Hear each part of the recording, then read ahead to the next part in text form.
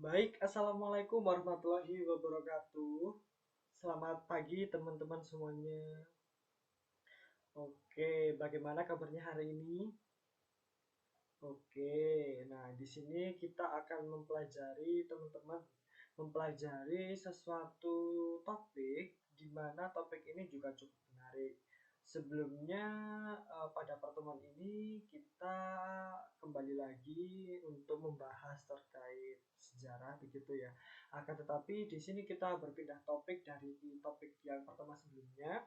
Dan sekarang ini kita akan membahas fokus pada kebudayaan Indonesia pada masa prasejarah zaman Paleolitikum. Kira-kira teman-teman tahu nggak zaman Paleolitikum itu identik dengan apa? Oke, masih belum tahu ya. Oke, langsung saja kalau begitu teman-teman tanpa berlama-lama lagi, di sini kita akan mempelajari kebudayaan Indonesia terkhusus pada zaman Paleolitikum. Oke, pada zaman Paleolitikum sendiri ini didapati dua kebudayaan teman-teman, kebudayaan Pacitan dan kebudayaan Ngandong. Nah, langsung saja ya. Oke, sebelumnya dari namanya, mungkin teman-teman ada yang terlintas di pikirannya mungkin terkait kebudayaan Pacitan, begitu kira-kira apa? Ah, oke. Oke, kalau begitu langsung saya luruskan saja ya. Oke, nah seperti yang tertera pada layar teman-teman semuanya, di tahun 1935 ini ditemukan berbagai peralatan dari batu teman-teman yang terbuat dari batu yang ditemukan di Pacitan oleh von Koenigswald. Ya, von Koenigswald. Oke. Nah, peralatan-peralatan yang ditemukan ini yang terbuat dari batu yang ditemukan di Pacitan di tahun 1935 ini merupakan kapak genggam yang dinamakan kapak genggam atau biasanya disebut dengan chopper. Nah, chopper sendiri ini artinya yakni alat penetak teman-teman. Dari penemuan ini yang ditemukan di Pacitan itu ada peralatan yang dibuat secara kasar teman-teman. Nah, secara kasar ini yang bagaimana? Nah, yang secara kasar ini yaitu dibuat secara kasar, yakni digunakan untuk memenuhi kebutuhan hidupnya saja, untuk keperluannya saja.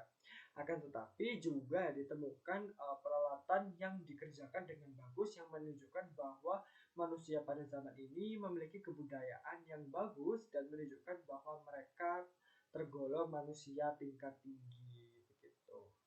Oke, lanjut ke asal kebudayaan nih. Nah, dari penyelidikan yang dilakukan, kebudayaan Pacitan yang ditemukan tadi, peralatan dari batu itu berasal dari lapisan trinil, teman-teman, tepatnya Pleistosen Tengah. Nah, kebudayaan ini ternyata merupakan hasil dari kebudayaan Pithecanthropus, manusia zaman dahulu, begitu, teman-teman. Nah, untuk selanjutnya ini terkait penemuan di daerah lain. Ya, benar. Di daerah lain ini juga ditemukan berbagai peralatan dari batu yang seperti peralatan dari zaman Paleolitikum, teman-teman. Jadi, tempat yang ditemui alat serupa dengan zaman Paleolitikum ini ada Parigi dan Gombong yang ada di Provinsi Jawa Tengah, Sukabumi, Jawa Barat, dan daerah Lahad di Sumatera Selatan. Nah, kemudian kita berlanjut ke kebudayaan Ngandong. Nah, kira-kira kebudayaan Ngandong ini berupa apa teman-teman setelah kita membahas terkait kebudayaan Pacitan? Aha, mungkin. Oke, langsung saja. Nah, di sini tertera sebuah gambar dapat diamati oleh teman-teman. Nah, di kebudayaan Ngandong ini banyak ditemui alat-alat yang terbuat dari tulang belulang, selain kapak genggam yang terbuat dari batu, teman-teman. Jadi yang ditemukan ini pada kebudayaan Ngandong ialah peralatan yang terbuat dari tulang binatang, begitu. Nah, dari peralatan yang terbuat atau berbahan dari tulang binatang ini dibuat menjadi semacam alat untuk menusuk atau belati begitu teman-teman. Nah, selain itu juga didapati peralatan yang sedemikian akan tetapi terbuat dari tanduk rusa. Nah, juga ditemukan, uniknya ini juga ditemukan peralatan seperti ujung tombak, akan tetapi ujungnya itu memiliki gerigi pada setiap sisinya. Nah, dapat dimungkinkan untuk alat ini digunakan untuk menangkap ikan. Nah, selain itu juga ditemukan alat kecil yang bernama fleques serta sebagian dibuat dari batu indah. Nah, contohnya caledon. Nah, teman-teman bisa melihat alat-alat dan tulang dari tanduk rusa yang ditemukan di kantong pada gambar yang sedang diamati oleh teman-teman di layar Sanskrit, teman-teman. Oke, dapat dipahami ya. Oke, selanjutnya ini terkait uh, kegunaan dan asal. Nah, dari ciri-ciri dari kebudayaan yang ada dengan ciri khas atau karakteristik yang telah dipaparkan tadi, ini ternyata kegunaannya ialah digunakan untuk berburu, menangkap ikan, dan mengumpulkan umbi-umbian serta buah-buahan yang ada pada zaman dahulu. Nah, dari kebudayaan ini, ternyata kebudayaan ini berasal dari Pleistosen atas yang merupakan hasil kebudayaan Homo soloensis serta Homo wajakensis, teman-teman. Nah, dengan karakteristik dan ciri khas bentuk dari bahan yang dibuat untuk peralatan tersebut, ini menunjukkan manusia pada zaman tersebut ini dalam hidupnya masih berpindah-pindah tempat atau nomaden, teman-teman, atau tidak tetap begitu. Mengapa demikian?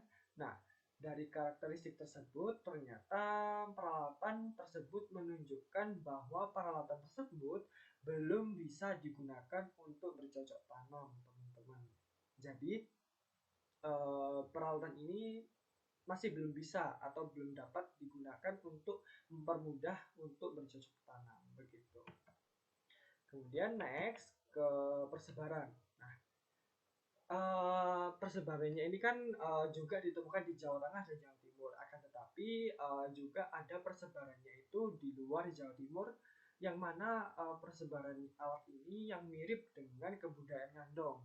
Jadi kebudayaan Ngandong atau peralatan yang seperti kebudayaan Ngandong ini juga ditemukan di daerah-daerah lain di Indonesia. Contohnya Sulawesi, Sumatera, Kalimantan, Bali, Nusa Tenggara Barat, Nusa Tenggara Timur, dan Halmahera, teman-teman. Dan dari sini meskipun dikategorikan sebagai kebudayaan Ngandong, peralatan peninggalan yang mirip juga ditemukan di daerah-daerah lain. Seperti yang telah saya sebutkan tadi ya. Jadi dapat dicontohkan nih, peralatan atau berbagai peralatan yang terbuat dari batu dan tulang binatang juga ditemukan di wilayah Ngawi atau lebih tepatnya di daerah Sidoarjo, teman-teman. Jadi begitu. Oke, untuk pembahasan kali ini dirasa cukup ya teman-teman. Mungkin ada pertanyaan teman-teman terkait pembahasan kali ini yang membahas tentang kebudayaan Indonesia pada zaman Paleolitikum. Gimana? Masih belum. Oke, berhubung tidak ada pertanyaan, maka teman-teman bisa mempelajari kembali materi yang dipelajari atau yang didapatkan pada pertemuan kali ini. Semoga dapat bermanfaat dan dapat diaplikasikan dalam kehidupan nantinya. Mohon maaf apabila terdapat kekurangan. Saya akhiri. Wabillahi taufiq wal hidayah. Wassalamualaikum warahmatullahi wabarakatuh.